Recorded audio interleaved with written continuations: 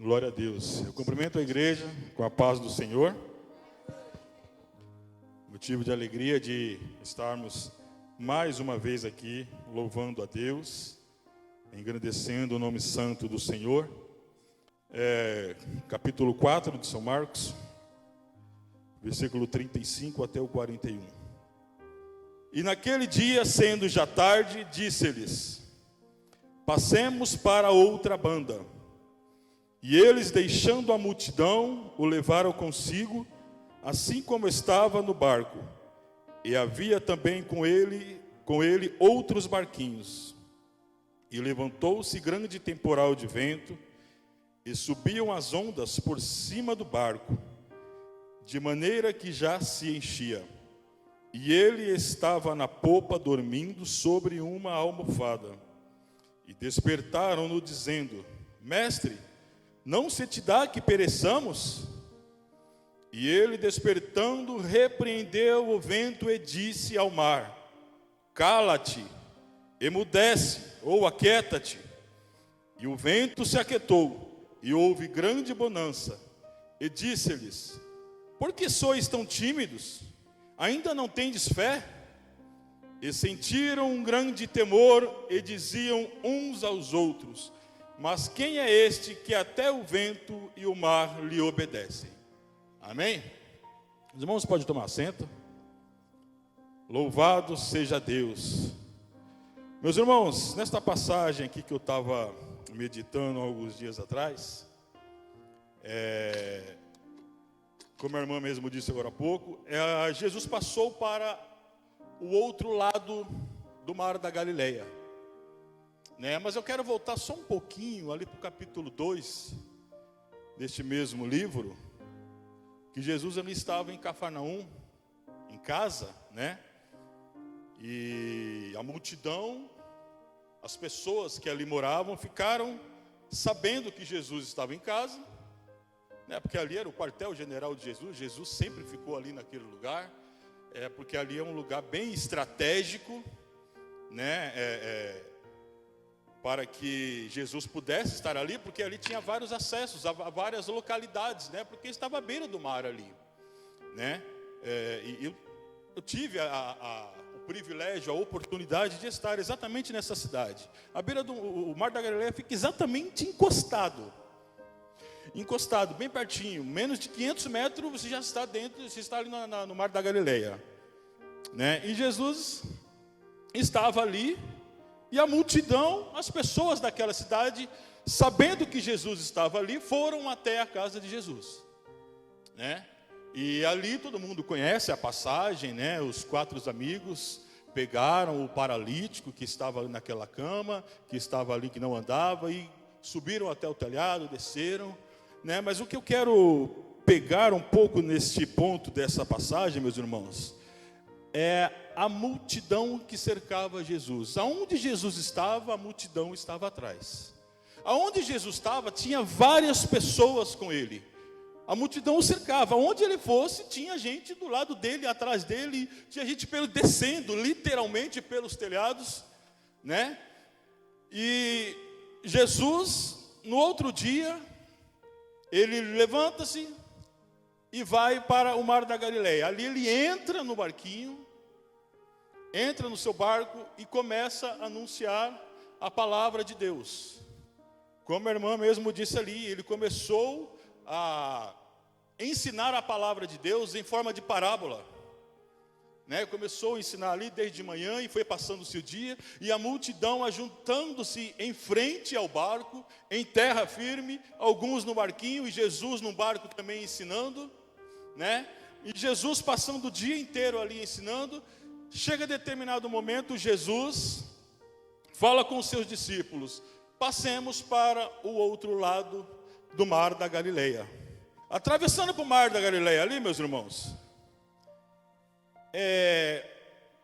Jesus estava cansado. Jesus passou o dia inteiro ensinando. Jesus era homem como nós somos homem. Jesus era ser humano como eu sou, como vocês são ser humano, como nós somos ser humano. Então Jesus, ele tinha o cansaço físico dele. Ele era 100% homem, 100% Deus. Ele entrando no barco, vai para a popa do barco, encontra ali uma almofada, um travesseiro, e vou descansar um pouquinho. Lógico, como a irmã ali tinha acabado de falar agora há pouco, Jesus sabia o que haveria de vir? Sim, claro que Jesus sabia. Jesus sabe de todas as coisas.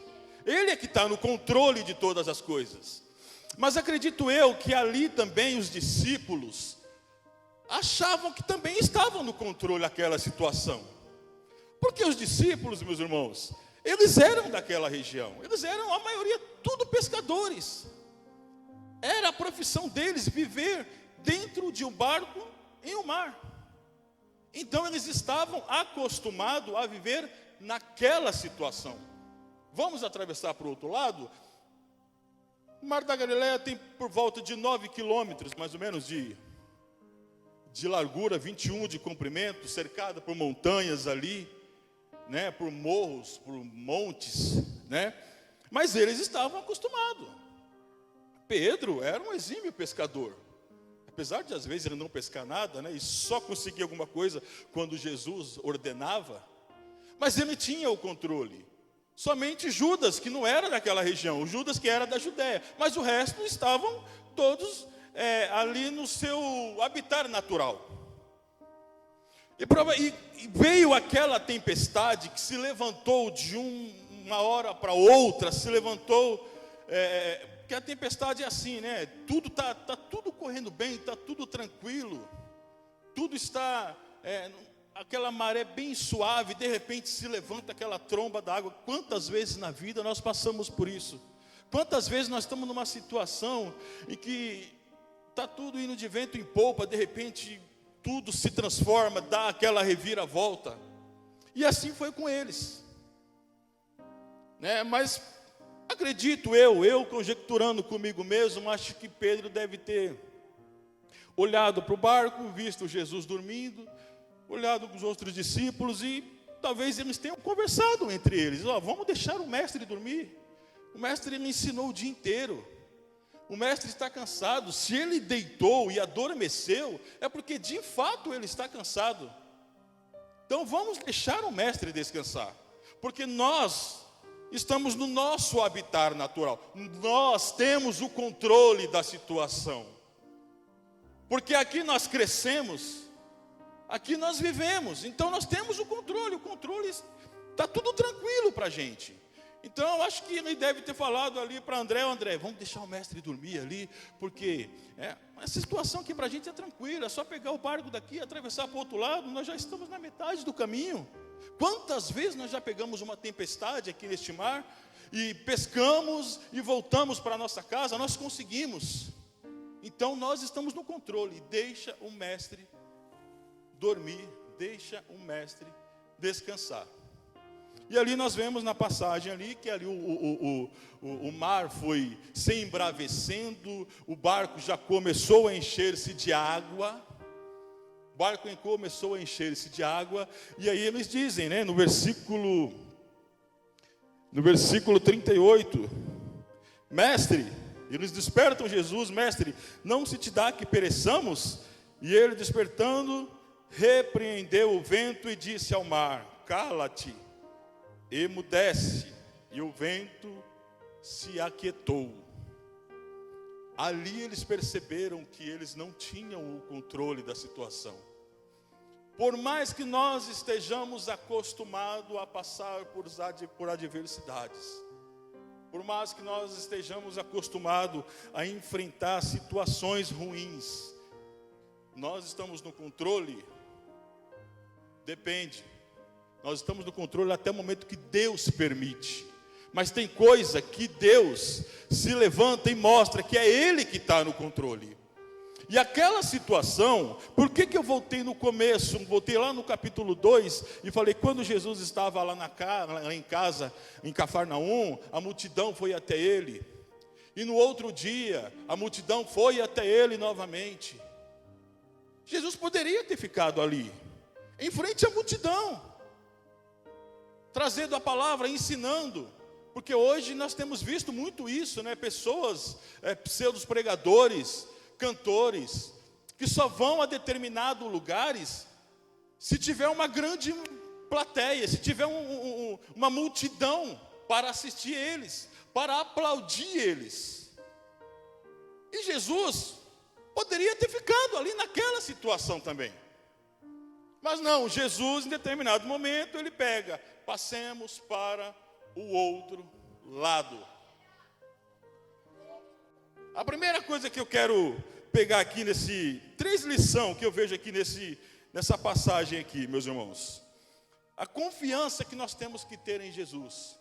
Numa simples palavra que Jesus fala, ali está o segredo da nossa vitória. Logo no começo dessa passagem aqui, no capítulo 35, no versículo 35, e naquele dia, sendo já tarde, disse-lhes: passemos para o outro lado. Essa é a palavra, passemos. Ele está garantindo que eles iriam passar. Se Jesus falou com você que você vai passar por essa tempestade, não importa o mar que se levante, não importa o que acontecer, porque Ele deu a garantia de que vai passar. Ele deu essa garantia. Passemos.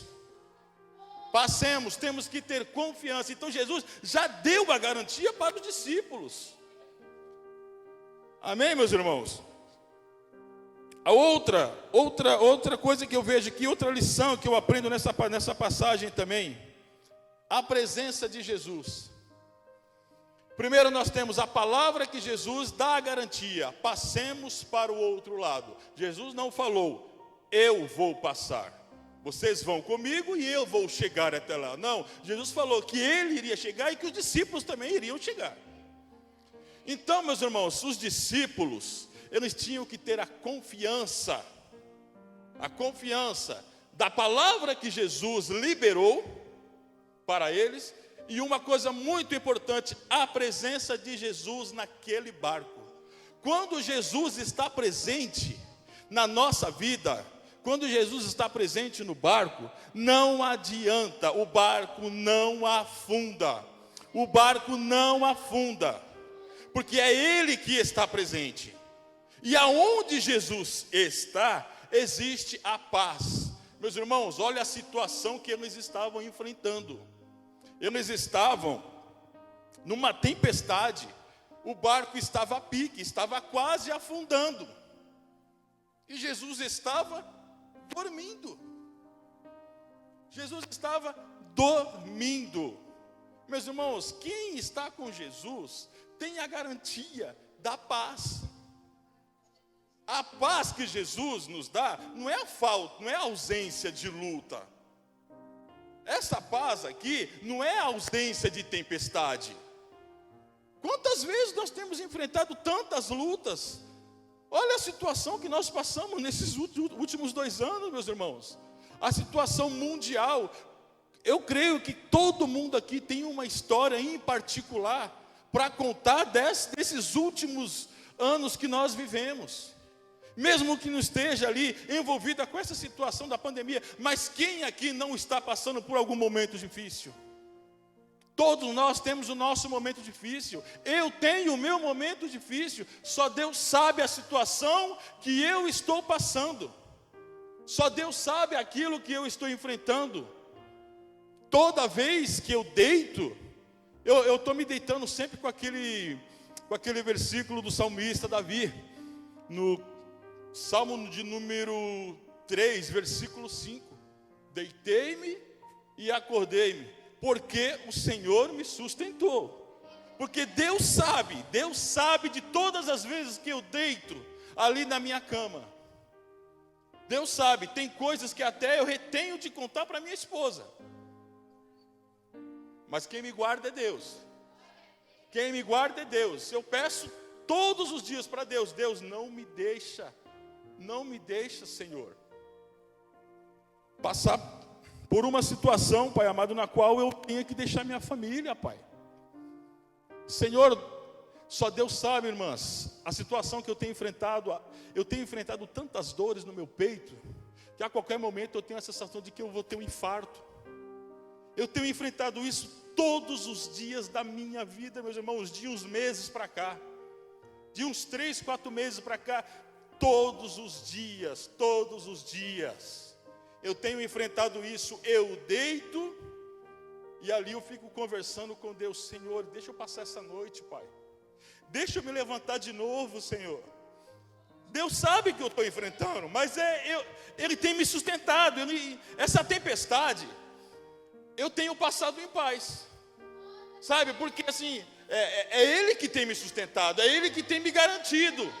Porque Ele me prometeu que eu vou passar.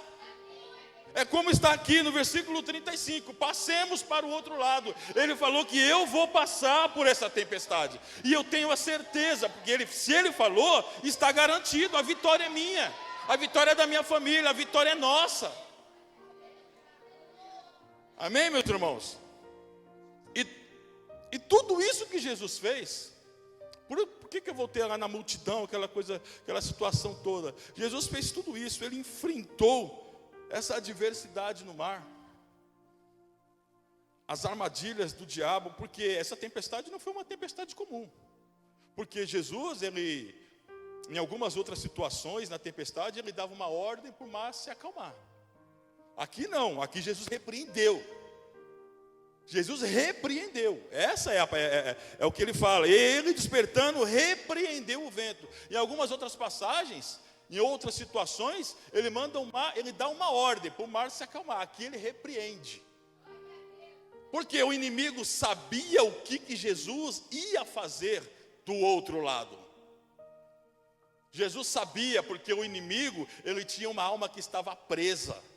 Ele tinha uma alma que estava acorrentada. Uma alma que tinha sido descartada pela família. Uma alma que vivia no cemitério. Porque a sociedade já não acreditava mais naquela alma. E era uma alma que o inimigo deixava aquela alma violenta. Ele estraçalhava com as cadeias. Ele era amarrado nas cadeias. Ele despedaçava as cadeias. E o inimigo sabia que Jesus estava saindo do outro lado, aonde tinha uma multidão, que Jesus poderia ficar lá, aonde talvez muitos pregadores teriam permanecido lá. Vou ficar aqui, porque aqui está cheio de gente, né? Tem um monte de gente que vai ouvir minha palavra, vai me ver aqui, eu vou ganhar várias curtidas no Facebook, vou ter várias visualizações no YouTube, então vai ser uma maravilha. O que eu vou fazer do outro lado? Tem uma pessoa lá só, uma pessoa só. O que eu vou fazer do outro lado? Não me interessa estar do outro lado. Mas Jesus, meus irmãos, Ele não esquece. Jesus não esquece, não importa onde você esteja.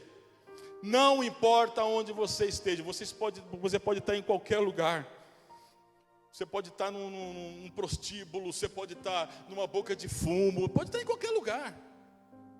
Jesus não se esquece. Né? Se eu não me engano, acho que é Isaías 49:15.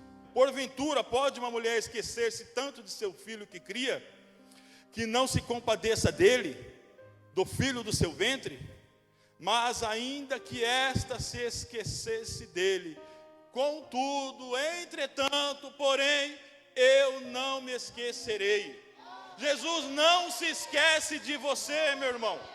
Não importa a situação, não importa onde você está.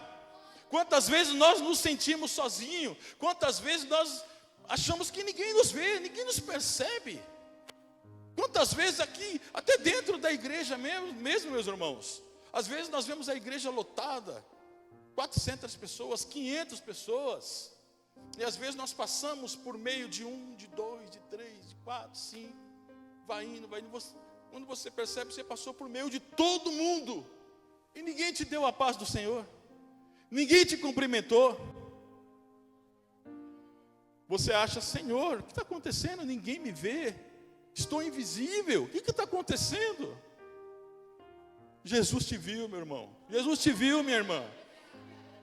Ele sabe de todas as coisas. Ele não esquece, jamais. Ele se esquece de você. Então, meus irmãos, Jesus saindo ali daquele lugar, foi ali para a província dos Gadarenos, vê aquele homem que estava possesso por uma legião, né? E todo mundo conhece a história, não vou nem me aprofundar nisso. porque já passei 5 minutos com a irmã Anésia. Está ali, desculpa, irmã Anésia. Já vou encerrar. Todo mundo conhece a história. E Jesus vai lá e liberta aquele homem.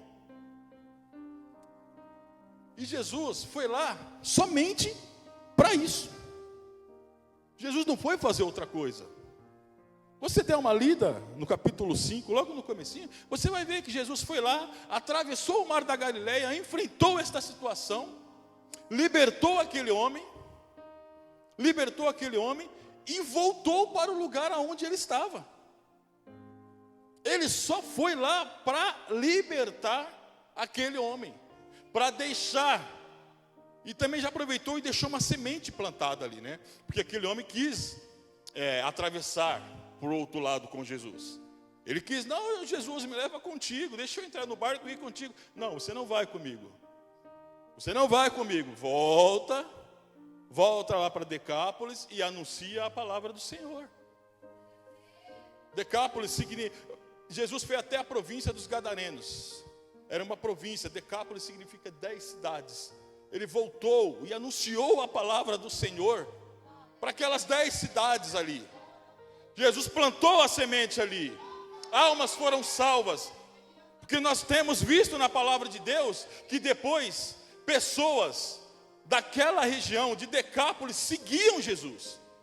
Apesar de naquele princípio, naquele momento, aquele povo, que era um povo gentílico, que não era um povo judeu, eles mandaram Jesus embora. Não queremos vocês, não queremos o Senhor aqui. Vai embora.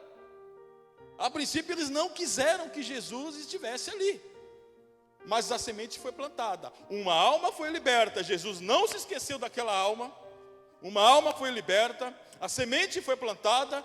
E aquele que era um endemoniado, que tinha uma legião lhe segurando, começou a anunciar com intrepidez a palavra do Senhor. E almas foram libertas, almas foram salvas. Jesus, depois de fazer isso, ele volta novamente para Galileia. Ele volta para o outro lado. E ali ele continua fazendo. Aquela multidão que ele deixou, estava aguardando ele. Irmãos, não se preocupa. Quando você está no lugar que está cheio de gente, que está aquela multidão aplaudindo, e Jesus te manda para ir para um lugar bem pequenininho, um lugar onde você não vai ser visto por outras pessoas. Põe na sua mente que você vai ser visto por Deus. Não se preocupe com isso. Porque se Jesus te mandou você ir para este lugar pequenininho, quando você voltar, meu irmão, a multidão vai estar te esperando.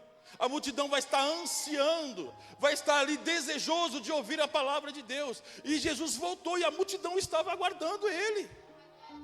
A multidão estava aguardando. Tanto que na sequência daquela volta você vê que a mulher do fluxo de sangue foi curada. Como que ela foi curada? Passando ali entre a multidão para poder chegar até Jesus. Então Jesus fez a obra quando ele estava no meio da multidão, mas ele fez a obra quando ele estava sozinho também. Que nós possamos aprender a fazer a obra do Senhor quando nós não somos vistos. Quando nós estamos aparentemente sozinhos. Porque sozinhos nós nunca estamos, que Jesus sempre está conosco. Que nós possamos, meus irmãos, fazer a vontade de Deus do jeito que Ele nos ordena. É isso que nós temos que fazer. Nós não temos que escolher. É Jesus que escolhe para a gente. Meus irmãos, ou nós entregamos a nossa vida completamente para Deus, ou nós não entregamos. Não dá para entregar. Não dá para, Jesus, só a metade. Só quero fazer aquilo. Não, Jesus, deixa eu fazer isso aqui. Meus irmãos, ou você abre mão, ou você não abre mão. Amém?